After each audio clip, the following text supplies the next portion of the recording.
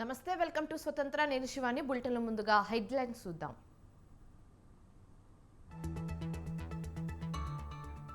నేడు తిరుపతి జిల్లాలో జగన్ పర్యటన ఎడ్యుకేషన్ సమ్మిట్ లో పాల్గొననున్న సీఎం.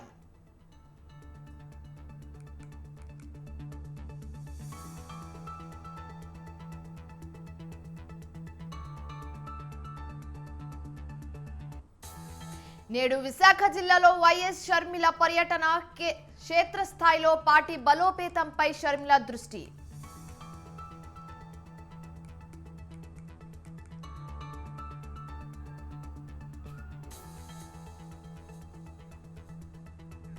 నేడు 5 జిల్లాల కలెక్టర్లతో ధరణి కమిటీ భేటీ క్షేత్రస్థాయి భూ సమస్యలపై ధరణి కమిటీ ఆరా.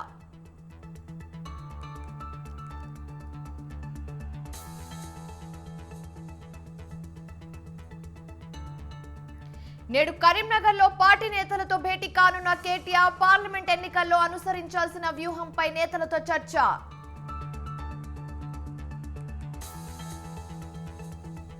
రేపు హైదరాబాద్ కు మల్లికార్జున ఖర్గే ఎల్బీ స్టేడియంలో బూత్ కన్వీనర్ల సమావేశం.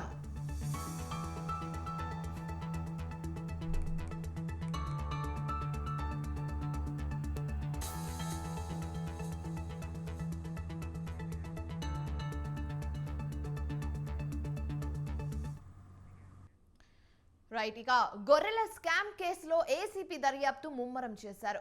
నిధులు పక్కదారి మళ్లించిన అధికారులను కాంట్రాక్టర్లను ఏసీబీ అధికారులు విచారించనున్నారు. అయితే గచ్చిబౌలిలో నమోదైన కేసును అధికారులు ఏసీపీకి బదిలీ చేశారు. గొర్రెల స్కామ్ పై నమోదైన ఎఫ్ఐఆర్ ను కొట్టివేయాలంటూ పశుసంవర్ధక శాఖ అసిస్టెంట్ డైరెక్టర్ కేశవ సాయి హైకోర్టును ఆశ్రయించారు. అయితే విచారణ దశలో జోక్యం చేసుకోలేమన్న హైకోర్టు పిటిషన్ను కొట్టివేసింది. ఏసీబీ డీజీ సివి ఆనంద్ పర్యవేక్షణలో దర్యాప్తు కొనసాగుతోంది.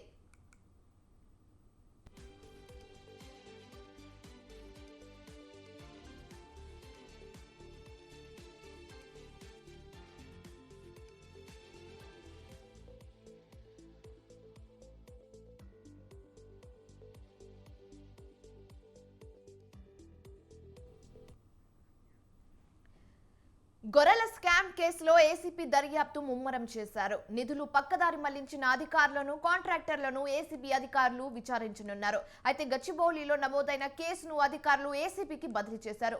దీంతో గొర్రెల స్కామ్ పై నమోదైన ఎఫ్ఐఆర్ ను కొట్టివేయాలంటూ పశుసంవర్ధక శాఖ అసిస్టెంట్ డైరెక్టర్ కేశవ సాయి హైకోర్టును ఆశ్రయించారు. దీంతో విచారణ దశలో జోక్యం చేసుకోలేమన్న హైకోర్టు పిటిషన్ను కొట్టివేసింది. ఏసీపీ డీజీ సివి ఆనంద్ పర్యవేక్షణలో దర్యాప్తు కొనసాగుతోంది.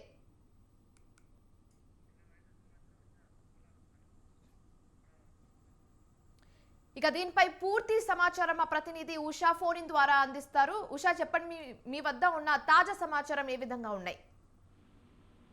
శివాని, గొర్రెల స్కామ్ కేసులో అవినీతి నిరోధక శాఖ అధికారులు దర్యాప్తు అయితే వేగవంతం చేశారు. ప్రస్తుతం చూసుకున్నట్టయితే నిధులు పక్కదారి మళ్లించారు అన్న కోణంలోనే అధికారులు ఎవరైతే ఉన్నారో పశుసంవర్ధక శాఖకు సంబంధించిన అధికారులు కావచ్చు, అలాగే గొర్రెల స్కామ్ కేసులో ఉన్నటువంటి ప్రధానంగా ఎవరైతే అసిస్టెంట్ డైరెక్టర్ గా ఉన్నటువంటి కేశవ సాయిని ఇప్పటికే హైకోర్టును సంప్రదించడం జరిగింది. కేశవ సాయిని కూడా మరోసారి విచారించాల్సిందిగా ఇప్పటికే పిటిషన్ దాఖలు చేసుకున్నారు. కేశవ సాయి దీనికి సంబంధించి హైకోర్టులో ఇప్పటికే పిటిషన్ కూడా దాఖలు చేసుకున్నారు. మొత్తం మీద పశుసంవర్ధక శాఖలో గతంలో మనం చూసుకున్నట్టయితే మసబ్ ట్యాంక్ లో ఉన్నటువంటి పశుసంవర్ధక శాఖలో నిధులకు సంబంధించినటువంటి ఫైళ్లు ఏవైతే ఉన్నాయో గొర్రెల పంపిణీకి సంబంధించి ఏదైతే 133 గొర్రెల యూనిట్లకు చెల్లించాల్సినటువంటి 2,20,00,000 రూపాయలు దారి మళ్లినట్లుగా అధికారులు గుర్తించారు. ఇందుకు సంబంధించినటువంటి ఫైళ్లు మొత్తం కూడా హార్డ్ డిస్క్లు మాయమయ్యాయి. గతంలో ఈ కేసుకి సంబంధించి అక్కడ ఉన్నటువంటి అధికారులు కూడా దీన్ని అబ్స్కాండ్ అయినట్టుగా కూడా తెలుస్తుంది. గత మంత్రులు ఎవరైతే ఉన్నారో మంత్రుల హయాంలోనే ఈ మొత్తం స్కామ్ కూడా జరిగింది. ఈ కుంభకోణం మొత్తం కూడా దర్యాప్తు చేయాలి అన్న కోణంలోనే ఏసీబీ అధికారులు ఏదైతే గచ్చిబౌలిలో నమోదైనటువంటి ఈ కేసు ఏదైతే ఉందో ఈ కేసుని ఏసీబీకి బదిలీ చేశారు. హైకోర్టుని ఇప్పటికే పశుసంవర్ధక శాఖ అసిస్టెంట్ డైరెక్టర్ అయినటువంటి కేశవ సాయి కూడా తను ముందస్తుగా హైకోర్టులో అప్రోచ్ అవడం కూడా జరిగింది. ప్రస్తుతం చూసుకున్నట్టయితే గొర్రెల స్కామ్ లో భారీగా అవినీతి జరిగింది. దీనికి సంబంధించి సిబ్బంది అలాగే అధికారుల ప్రమేయం ఉంది, అలాగే ఉన్నతాధికారుల ప్రమేయం లేకుండా ఈ మొత్తం స్కామ్ కూడా జరిగిందా అన్న కోణంలో లోతైన దర్యాప్తునైతే పశుసంవర్ధక శాఖ అధికారుల దగ్గర నుంచి గొర్రెల స్కామ్ కి సంబంధించి ఆ రోజు రైతులకు మళ్లించాల్సినటువంటి గొర్రెలు ఏవైతే ఉన్నాయో ఆ గొర్రెలకి సంబంధించి కూడా ఆ ట్యాగ్ లైన్లు కావచ్చు, అవన్నీ కూడా ఫోటో విజువల్స్ రూపంలో కూడా తమకు అప్పగించాలనుకోవడంలోనే గతంలో హైకోర్టు కూడా వాదనలు, పిటిషన్ తరపు వాదనలు విన్నారు. అలాగే ఏసీబీ తరపు న్యాయవాది వాదనలు కూడా హైకోర్టు విని నేడు ఏదైతే దీనికి సంబంధించి హైకోర్టును ఆశ్రయించినటువంటి అసిస్టెంట్ డైరెక్టర్ ఎవరైతే ఉన్నారో కేసీఆర్ దీనికి సంబంధించి తనకు ఇందులో సమయం లేదు అన్న కోణంలో తన తరపు కూడా వాదనలు వినిపించడం జరిగింది. ప్రస్తుతం చూసుకున్నట్టయితే కేసీఆర్ పిటిషన్ పై జస్టిస్ మాధవి దేవి విచారణ జరిపి కేసు విచారణ దశలో ఉన్నప్పుడు కోర్టు జోక్యం చేసుకోలేదని పిటిషన్ కొట్టేసింది. గొర్రెల కొనుగోలు కేసులో రైతులకు ఇవ్వాల్సిన డబ్బులు పక్కదారి మళ్లించినట్టుగా ప్రాథమికంగా అయితే ఏసీబీ అధికారులు కూడా గుర్తించడం జరిగింది. దీనికి సంబంధించి హైకోర్టులో ఎలాంటి వాదనలు వినిపించబోతున్నారు, అలాగే నిధులు పక్కదారి మళ్లించిన అధికారులు కాంట్రాక్టులు విచారించాలనేసి ఏసీబీ అధికారులు కూడా లోతైన దర్యాప్తు చేయాలన్న కోణంలో ఉన్నారు. కాబట్టి ఏసీబీ డీజీ మొత్తం కూడా సివి ఆనంద్ ఆధ్వర్యంలోనే మొత్తం స్కామ్ కి సంబంధించినటువంటి లోతైన దర్యాప్తు అయితే జరుగుతోందని తెలుస్తోంది. శివాను, right, thanks for the update సుషా.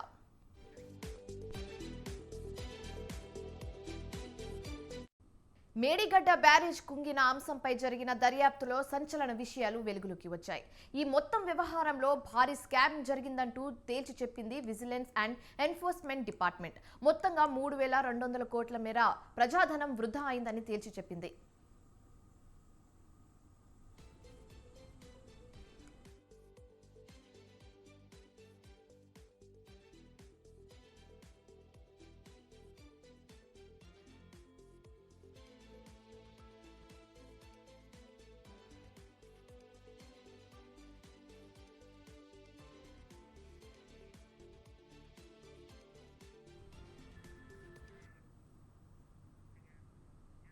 మేడిగడ్డపై vigilance నివేదిక బీఆర్ఎస్ మెడకు చుట్టుకొనుందా?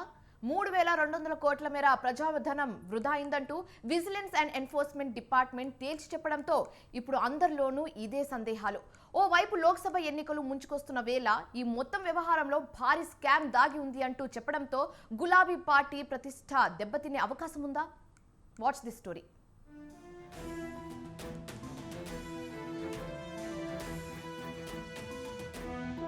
మేడిగడ్డ బ్యారేజ్ కుంగిన అంశంపై జరిగిన దర్యాప్తులో సంచలన విషయాలు వెలుగులోకి వచ్చాయి.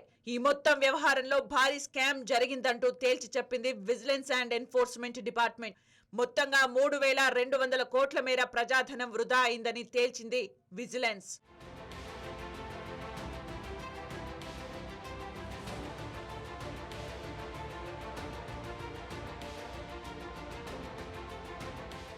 రేవంత్ సర్కార్ ఈ అంశంపై విచారణను అత్యంత ప్రతిష్టాత్మకంగా తీసుకోవడంతో అధికారులు ఉరుకులు పరుగులు పెట్టారు. నిజాలు నిగ్గు తేల్చారు. వరద ఉధృతి అంచనా వేయకుండానే బ్యారేజ్ డిజైన్ చేశారంటూ తమ నివేదికలో విజిలెన్స్ పేర్కొన్నట్టు సమాచారం. బ్యారేజ్ కుంగడం అన్నది అకస్మాత్తుగా జరిగింది కాదంటూ మరో బాంబు పేల్చింది విజిలెన్స్ అండ్ ఎన్ఫోర్స్మెంట్ నివేదిక.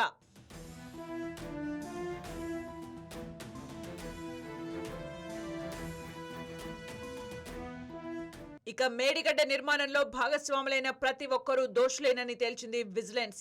దీనిపై ప్రభుత్వానికి త్వరలోనే మధ్యంతర నివేదిక ఇవ్వనున్నట్లు తెలిపింది.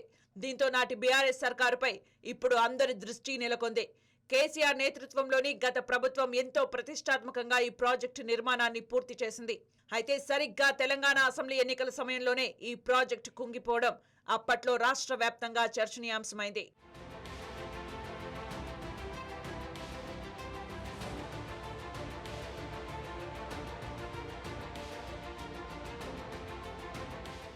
కాంగ్రెస్ అగ్రనేత రాహుల్ గాంధీతో పాటు నాడు విపక్షంలో ఉన్న రేవంత్ రెడ్డి సహా పలువురు మేడిగడ్డ కుంగిన ప్రదేశానికి వెళ్లారు. అసలేం జరిగిందన్న దానిపై క్షేత్రస్థాయిలో పరిశీలించారు. అప్పట్లోనే ఈ వ్యవహారంపై అధికారంలోకి వస్తే విచారణ జరిపించి నిజాలు నిగ్గు తేలుస్తామన్నారు రేవంత్ రెడ్డి. ఇక అధికారంలోకి రావడంతో తెలంగాణ ప్రభుత్వానికి చెందిన మంత్రుల బృందం మేడిగడ్డ వ్యవహారం పరిశీలించేందుకు క్షేత్రస్థాయి పర్యటనకు వెళ్లింది. పవర్ పాయింట్ ప్రెజెంటేషన్ ఇచ్చింది. విజిలెన్స్ విచారణకు ఆదేశించడంతో ఇప్పుడు ఆ నివేదిక తయారైంది.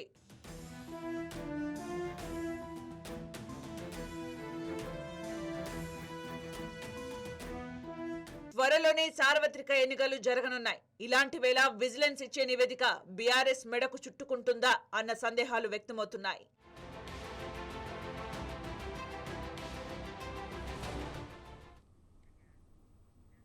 అప్పుడు కాని వారు ఇప్పుడు అవసరమయ్యారు. అప్పుడు విమర్శలు చేసిన అధికారులనే ఇప్పుడు అందలం ఎక్కిస్తున్నారు. కేసీఆర్ సర్కారులో కీలకంగా వ్యవహరించిన అధికారులకే ఇప్పుడు అధిక ప్రాధాన్యత దక్కుతుంది. ఇంతకీ కాంగ్రెస్ సర్కారులో ఏం జరుగుతుంది? ఎందుకు గత అధికారులకే ఇంపార్టెన్స్ ఇస్తున్నారు?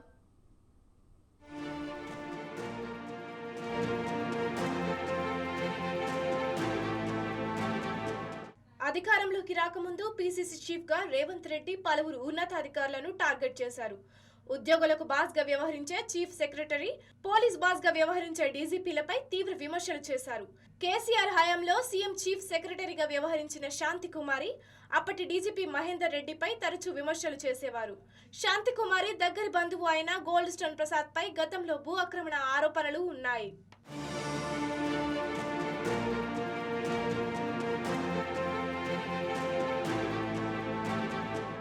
మియాపూర్లోని 100 ఎకరాల మెట్రో రైల్ భూములను గోల్డ్ స్టోన్ ప్రసాద్ తప్పుడు పత్రాలతో కొట్టేశారని రేవంత్ ఆరోపించారు. గోల్డ్ స్టోన్ ప్రసాద్ అక్రమాలకు శాంతి కుమారి సహకరించిందని, ఆమెపై చర్యలు తీసుకోవాలని రేవంత్ పెద్ద ఉద్యమమే చేశారు. కానీ అధికారంలోకి వచ్చిన తర్వాత సీఎస్ గా ఉన్న శాంతి కుమారినే కొనసాగిస్తున్నారు. రేవంత్ రెడ్డి గతంలో చేసిన ఆరోపణల నేపథ్యంలో శాంతి కుమారిని తప్పిస్తారని అంతా భావించారు. కానీ అందరి అంచనాలు తలకిందులు చేస్తూ శాంతి కుమారినే సీఎస్ గా కొనసాగిస్తున్నారు Revanth.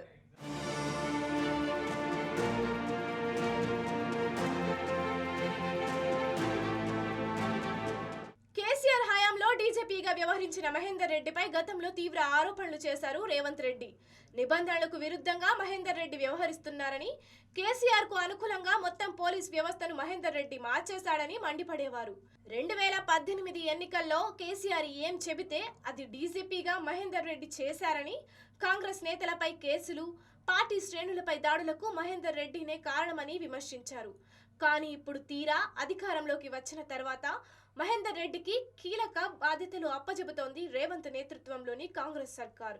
Telangana state public service commission chairman గా మహేందర్ రెడ్డి పేరును రేవంత్ ప్రభుత్వం సిఫార్సు చేసింది. మాజీ చైర్మన్లు, వర్సిటీ వీసీలు, కంట్రోల్ ఆఫ్ ఎగ్జామినేషన్లు ఎందరో దరఖాస్తు చేసుకున్నా ఏరి కోరి మహేందర్ రెడ్డికే ప్రభుత్వం అవకాశం ఇవ్వడం పట్ల ఆశ్చర్యం వ్యక్తమవుతోంది.